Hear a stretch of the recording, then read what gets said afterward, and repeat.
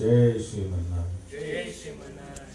I want to pay my obeisances to my spiritual master, Srimad Jagat Guru Sudarshan Acharyaji Maharaj. I want to pay my obeisances to Lord Sri Ramanuj. I want to pay my obeisances to Mother Lakshmi. And I want to pay my obeisances to Lord Sriman Narayan. I want to welcome all of you to our Sunday Satsang at the Sri Narayan Dham. I want to welcome those that are watching this discourse on live feed, locally, nationally, and internationally. And I want to get going into our topic for discussion today, that Sanatan Dharma, the fundamentals of Sanatan Dharma is Seva, Simran, and Satsang. The ideals on which Swami Sudarshan Acharyaji Maharaj, the founder of the Sri Siddhartha Ashram, built his spiritual principles, and which will be followed diligently and to the word by the Sri Narayan Dham, the Acharya Shyam Ramanuj Foundation. So our founding principles on which our spiritual foundation is practiced will be Seva, Simran, and Satsang. As is the case of all startup gurus, the first few years is to expound the philosophies, going from town to town, from village to village, from city to city. And in South Africa, I have done exactly that. I've had mobile satsangs around the area where I live in, and also I've traveled hundreds and hundreds of kilometers expounding the teachings of Sanatan Dharma. When gurus are in this phase of expounding the teachings, then we are limited, or we have to compromise certain aspects of our founding principles. However, since we are now in our own ashram, then these founding principles have to be practiced in the full. Seva is number one. Seva is number one.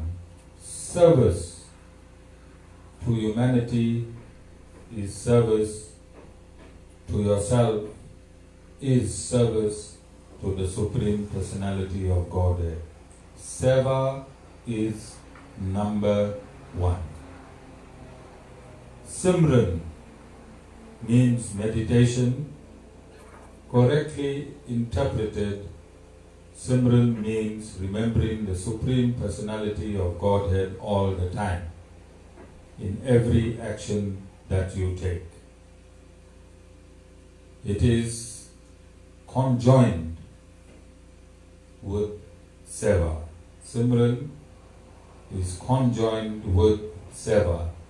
You cannot do Seva without Simran, which means every action in your Seva must be done as an action to the Supreme Personality of God directly, which means that every action of yours must be karma yoga, which means there must never be a flicker of thought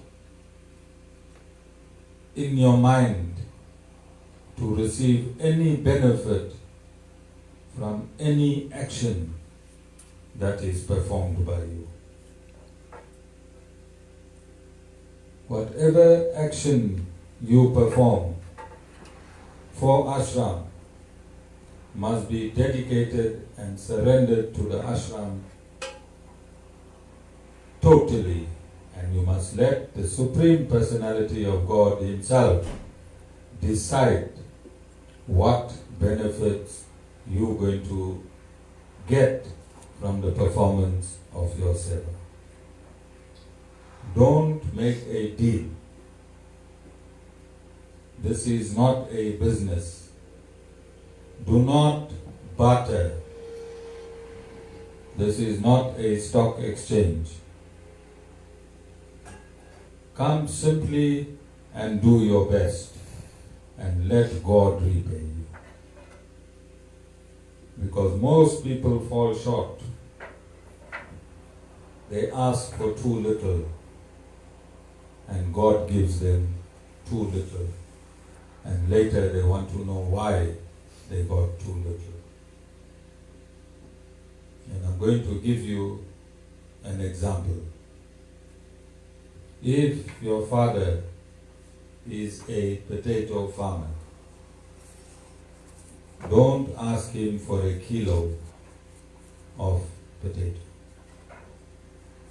when he can give you the whole farm. If your father is a potato farmer, why you want to limit him with 1 kilo of potato, or 1 truckload of potato, or 1 season of potato? If your father owns all, then you let him make the decision what proportion you are currently in a form to receive.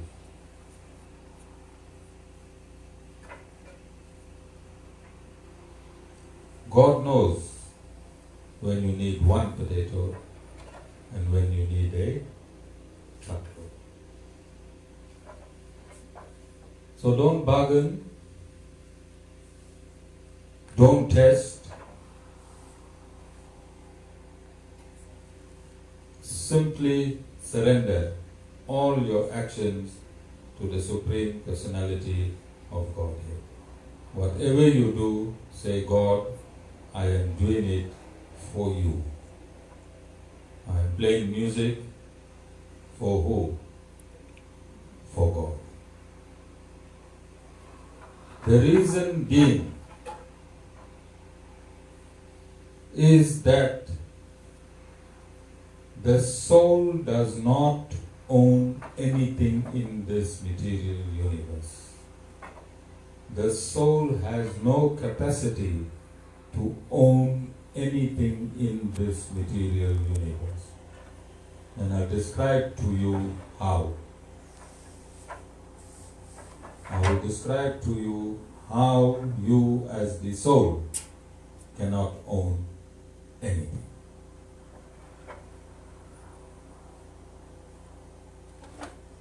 From whichever dimension the soul is in, whether he's coming from Yamraj or whether he's coming from hell, or whether he's coming from heaven,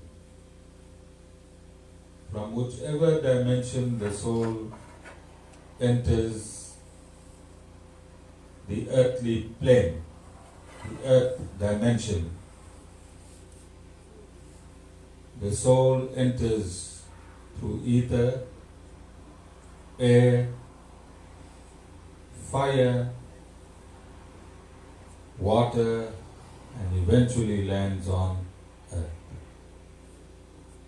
When the soul lands on earth, it lands on a plant or a grain. It does not become the plant or grain. Don't go eat a herb and say, I'm going to have a child now. Alright? It simply takes transport on a particular plant or grain as per destiny ordained and created by himself in the previous life and impelled by Lord Sriman Narayan in this life. So that soul will sit in a country where his destiny is. He will be transported to a shop where his destiny is, to a supermarket where his destiny is, to a family where his destiny is, and he will enter his father's semen. He will enter his father's semen when his father eats that grain. So whenever men eat grain, watch how you crushing. You might be crushing a soul. However, Lord Sri Krishna describes that the soul can never be burned by fire, can never be withered by wind, can never be drowned in water, and cannot be killed by any arms or ammunition. Which means arms and ammunition is made up of earth, and anything made up of earth cannot kill the soul, and your teeth is made up of earth, and no matter how much you crush the veins, the soul will still pass through. Okay? And then the soul lands in the semen of the male. So show me in the first part of the journey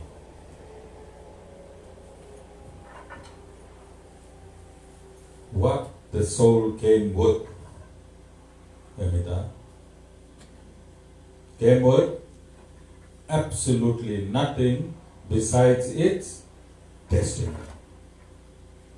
The soul came with its destiny.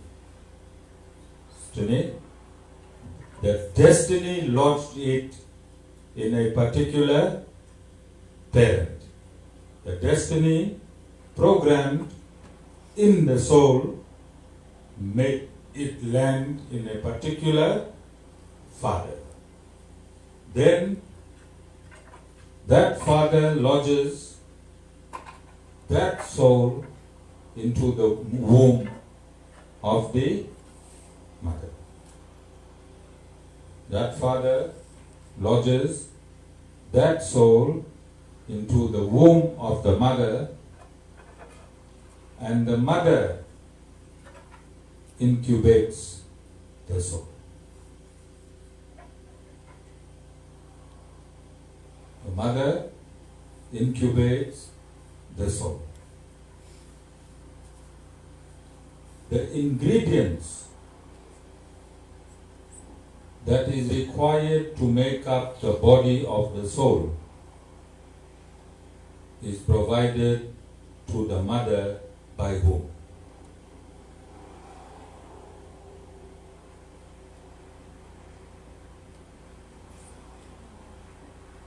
Lord Narayan.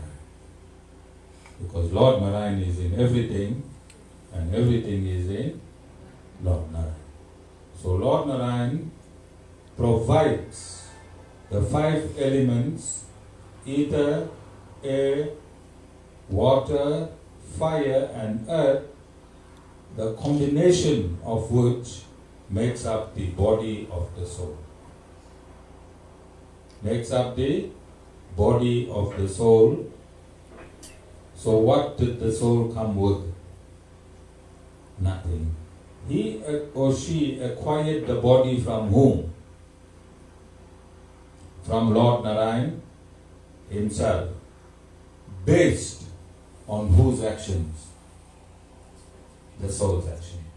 So if the soul got a female's body, the destiny of the soul made the soul attain a female body. If the soul enters a crippled body, it is the destiny of the soul that the soul acquired a crippled body.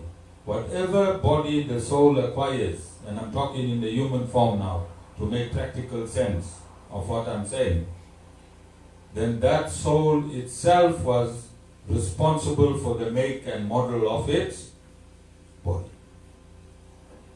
But the body belongs to the Supreme Personality of Godhead because all the ingredients that the body is made up is sourced from the Lord.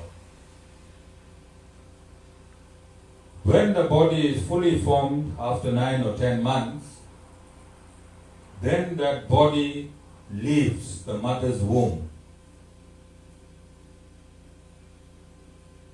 and it starts living in the material universe.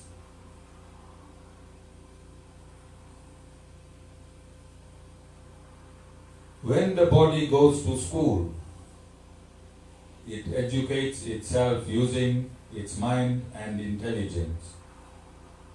Who provided the body with the mind? Lord Narayan. Who provided the body with intelligence? Lord Narayan. Who provided the body with the 5 senses? Lord Narayan. What did the soul provide for itself? Nothing but its destiny. Nothing but its destiny. So, when you educated yourself to become a doctor, Anita, who provided you with everything to become a doctor? Are you understanding? You provided Lord Narayan with your destiny from your previous lifetime, and he provided you with the tools in this lifetime to fulfill that destiny, which was to become a doctor. What did you do to become a doctor? Nothing. You did nothing. You did nothing. Because can the soul study? Which faculties in your body studies? No. You simply gave the body life. Your destiny is programmed already. You cannot change your destiny. Your body is programmed by who? Lord Narayan.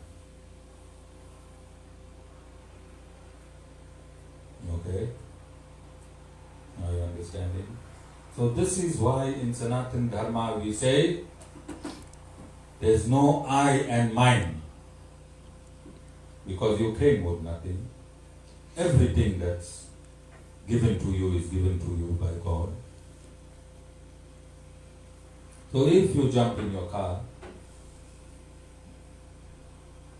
can you say, I took myself to Joburg? Or the reality is the car took yourself to Joburg.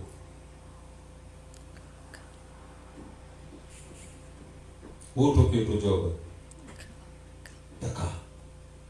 Not you. Not you. You sat in the car took you to Joburg.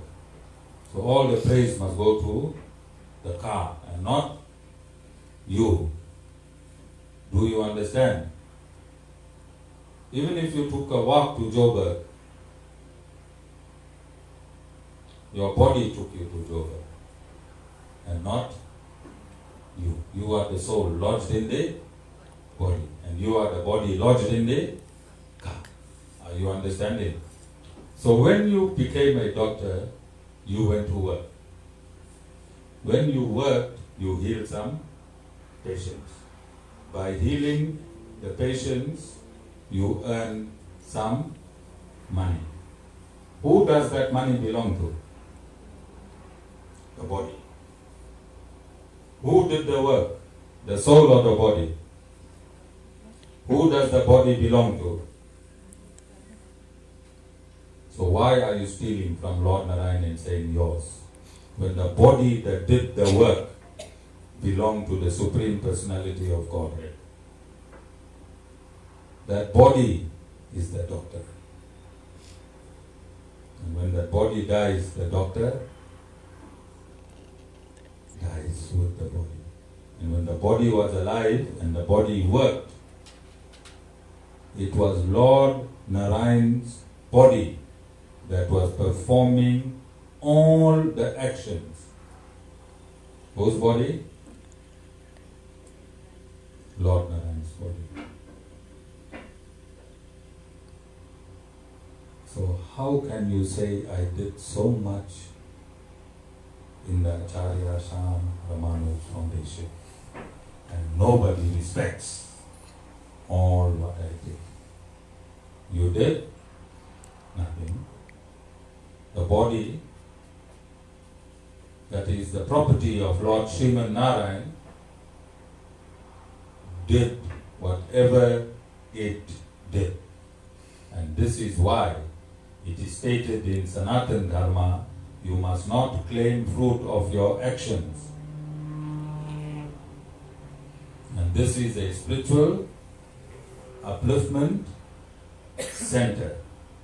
A spiritual upliftment center means that the Guru dissects in a subtle way your attachment with the body. And the Guru shows you that you are an inhabitant of the body, but not the body itself. Like my kutir next door. Am I my kutir? No. I simply live in that kutir. And if I want, I can reject this kutir and go live in another kutir. When my time expires for this kutir, I'll go live in another kutir. Similarly, when the time expires for the soul, in this body, it lives in another body. So if the soul says, this is my body,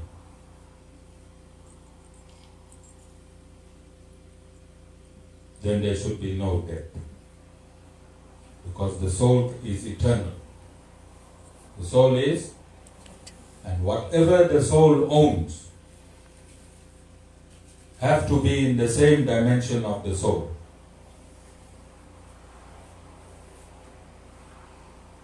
If the soul is eternal, it cannot own anything that is temporary. It cannot own anything that is temporary. So don't get stressed out and wipe your brows for nothing and say, I did so much, Natasha, for the Acharya, Shyam, Ramanuj Foundation. You did? I can't hear. Nothing. Absolutely, Shanti Beni? Nothing. Last week, you did? Nothing.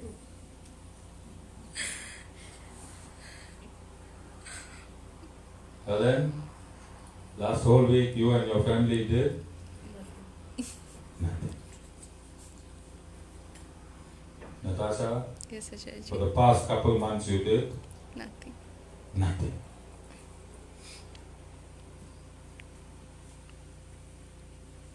Is the Guru right or wrong, Shanti Beni? Yes, because you are the soul. You just sat in that body. That's all you did. What you did? That's all you're doing. Right now, you're only sitting in that body. That seat of yours is in the heart of the body. And you're giving energy to the body through the heart. You're giving energy through the body, through the heart. The body is programmed to move in 3 dimensions. Satagun, Rajagun or Tamagun.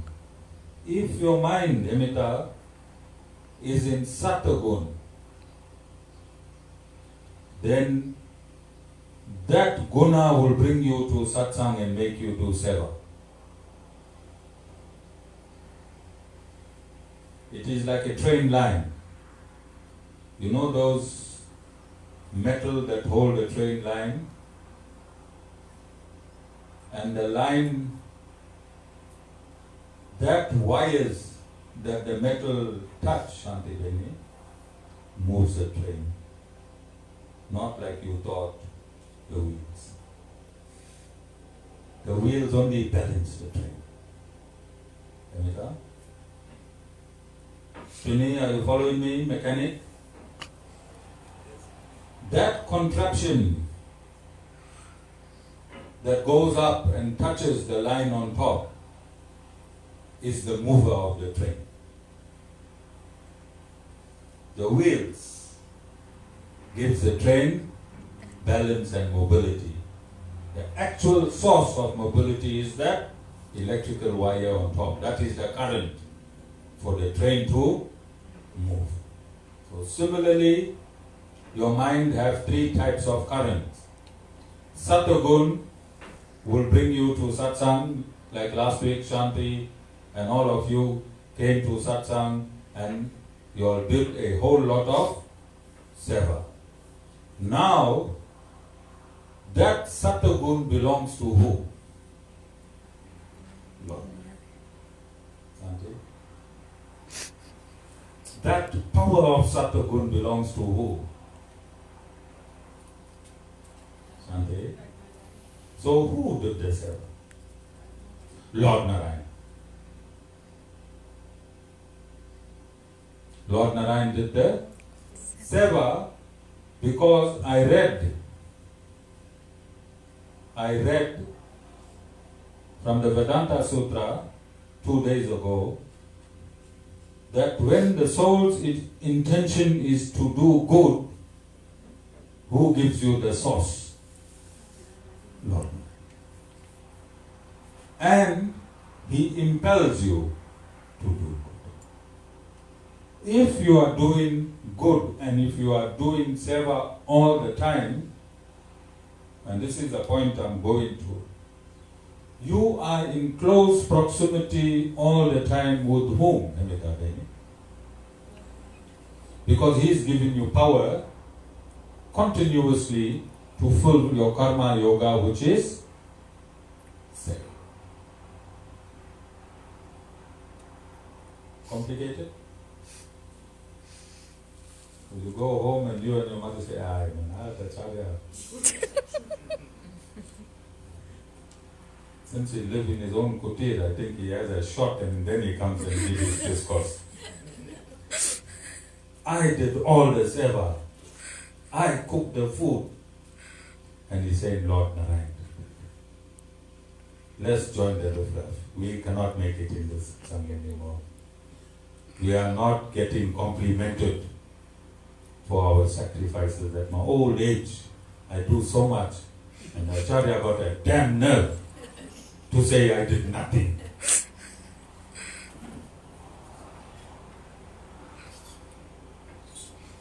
We have to be onto something.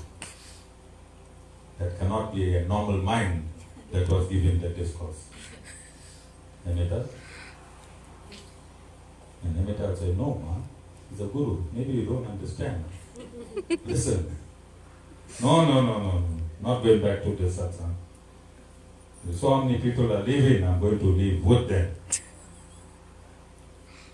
You all understand? The dimension this satsang is in. Okay? It is useless telling you, in Sanatan Dharma there is no I and mine. If I don't break it down, right down to the atom, and explain to you why in Sanatan Dharma there is no I and mine. Alright? No living entity in this universe since time immemorial, has done anything. Has done anything. How you in this lifetime is the doer. Is the doer. Today, you get a certificate on your wall. How many degrees you got? In reality, who does those degrees belong to? Lord Narayan. Does it make sense, Shantideni? Everything belongs to God.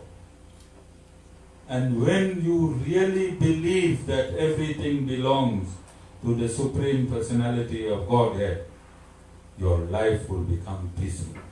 Because when you say it's mine, then you and God are fighting. There's a tug of war between you and God. Because it belongs to God and you saying it's mine.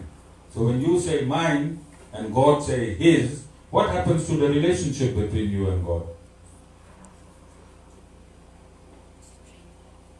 It is strained.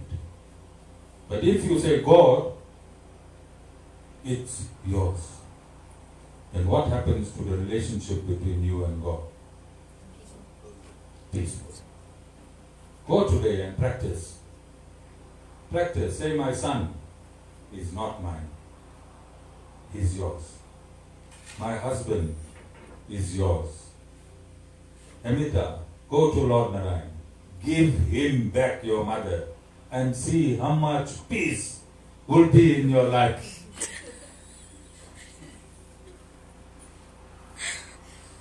Today, go home and say, Lord Narayan, this is yours. My mother belongs to you. Please take her away and I can be in eternal peace. Amita is laughing, Shanti. I'm not laughing. Do you understand? This is called detachment in Sanatan Dharma. And Sanatan Dharma is absolute science. Now can you see? Your whole life people will tell you detach. Radio Hindvani will tell you detach. Radio Lotus will tell you detach. Gurus, all the gurus will tell you detach.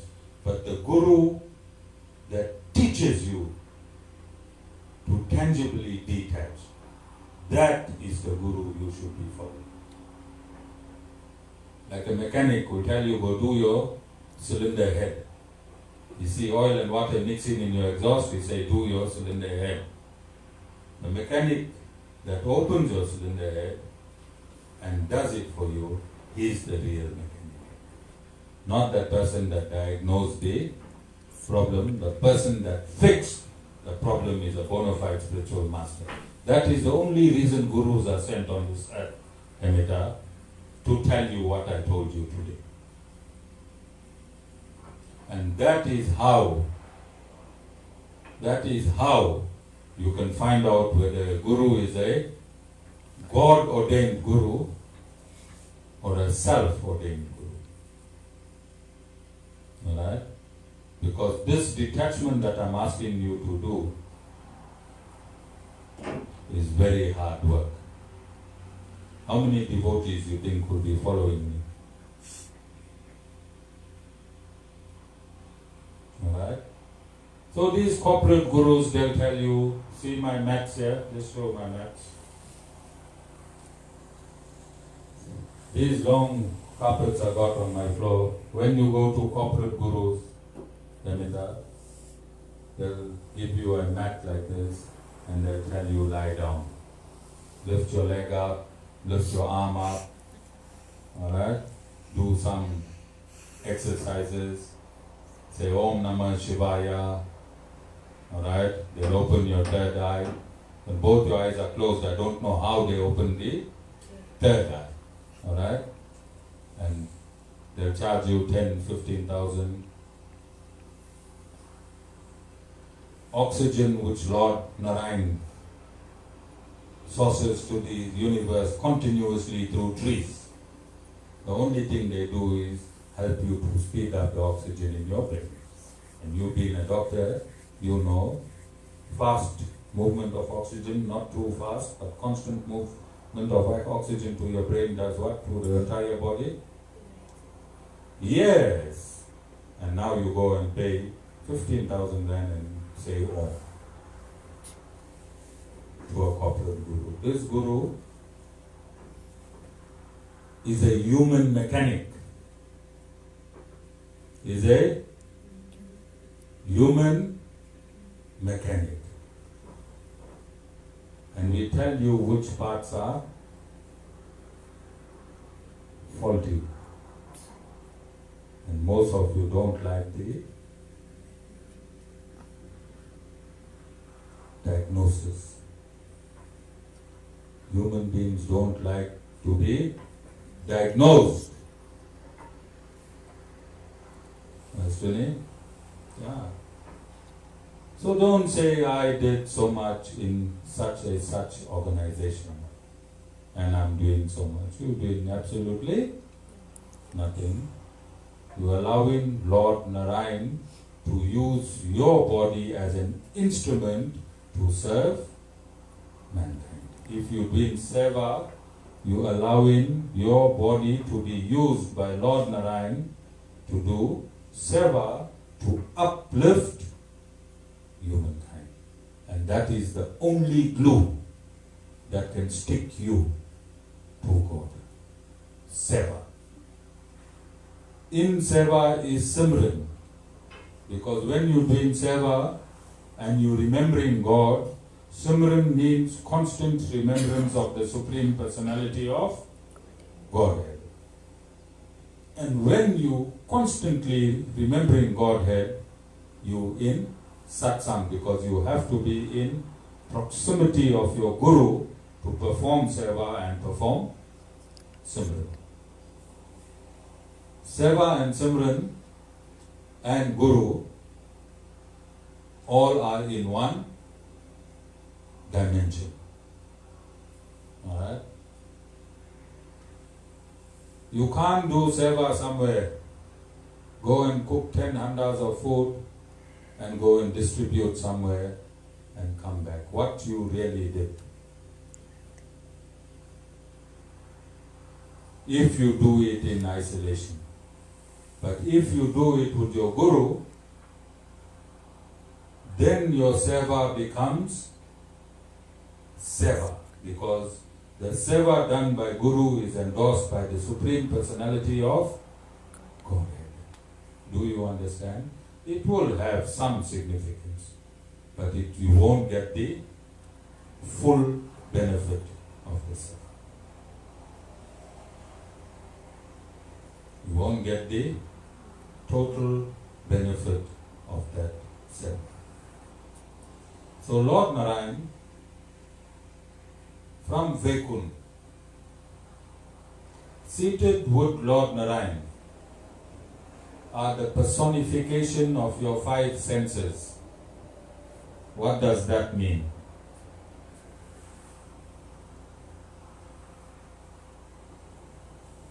Senses take on a form. Senses take on a form. That form is seated with Lord Narayan in Vaikunth. All your motor actions, the blinking of your eye, and all your motor actions is controlled directly from Vaikunth, because every action is personified, and the personification, the controllers of all actions, is in Vaikunth with Lord Narayan.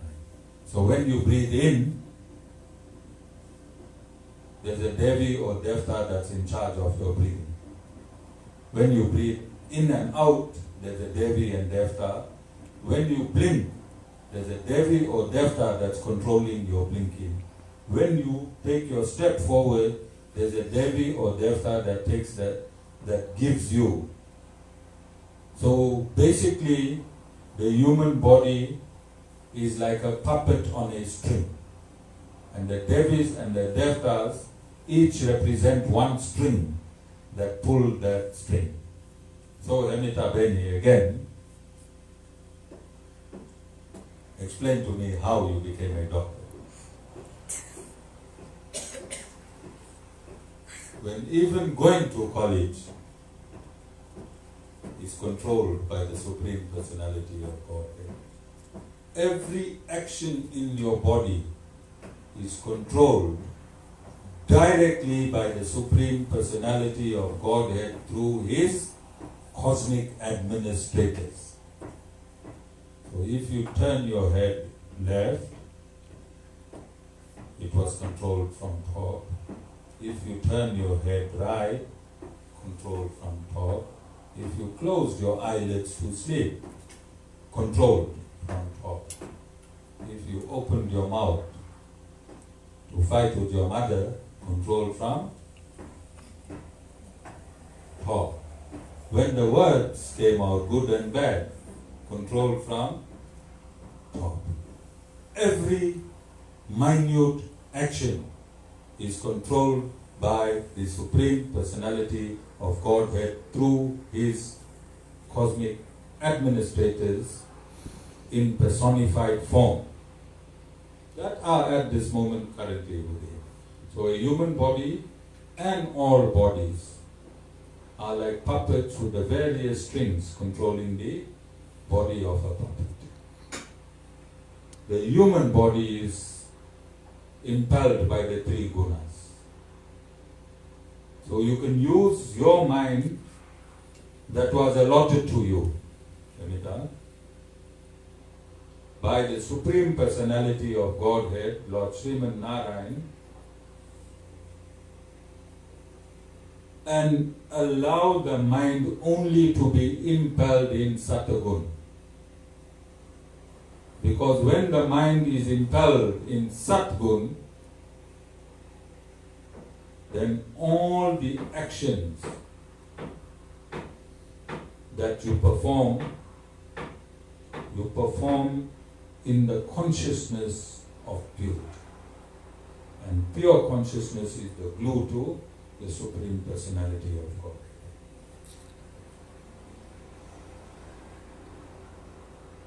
So can you see why the fundamentals of Sanatan Dharma is Seva, Simran,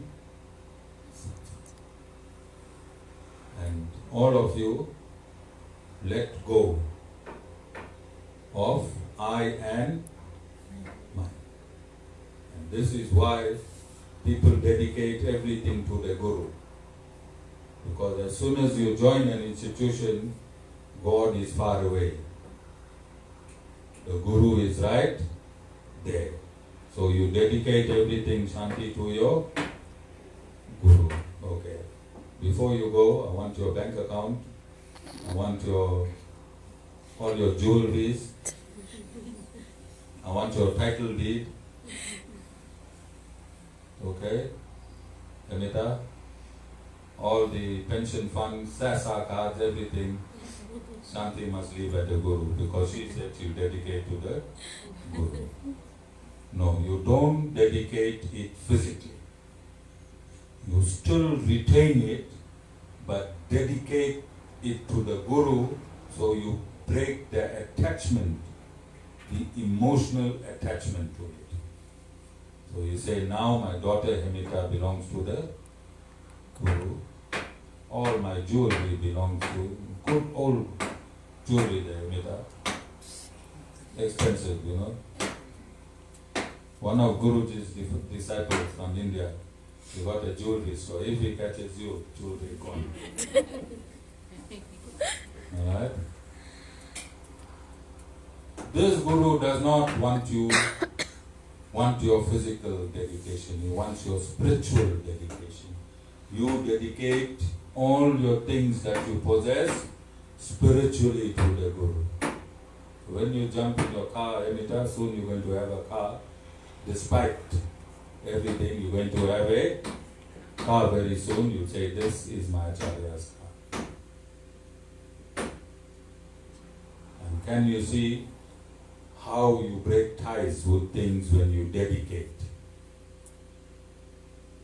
Just like that, if the good things belong to the Acharya, also the bad things must belong to the Acharya. If my head is paining, you say headache, you are not in my head. You belong to the Acharya. Go to the Acharya's head. Because everything in me belongs to the Acharya. And what will happen to your headache? And land where? Yes. So you dedicate all your things to the Guru and see how powerful your life becomes. But when you dedicate your things to your Guru, not theoretically, in reality. So if you dedicated all your money to the Guru and 10,000 rand got lost, Shanti, will you rant and rave with your daughter? Why? Whose money got lost? Money was meant to go, it's not mine. Whose money got lost? The Guru's money. You dedicated all your money to the Guru. 10,000 rand got lost. Okay, 10,000, not mine. I cannot own any money. I'm just a soul lodged in a body. Acharyaji's money, 10,000 got lost. I was just keeping it. I was just a custodian of the money. You must be like a bank manager, Shanti. Yes. How does a bank manager operate? Bank manager, 100 million come in the bank, you think the bank manager go and have a party? 100 million leaves the bank, you think the bank manager go and commit suicide? Why? Not his money. Just like that. Money coming to you is not yours. Money leaving you is not yours as well. Everything belongs to Lord Narayan. Because Lord Narayan is in everything and everything is in Lord Narayan. Jai Shriman Narayan.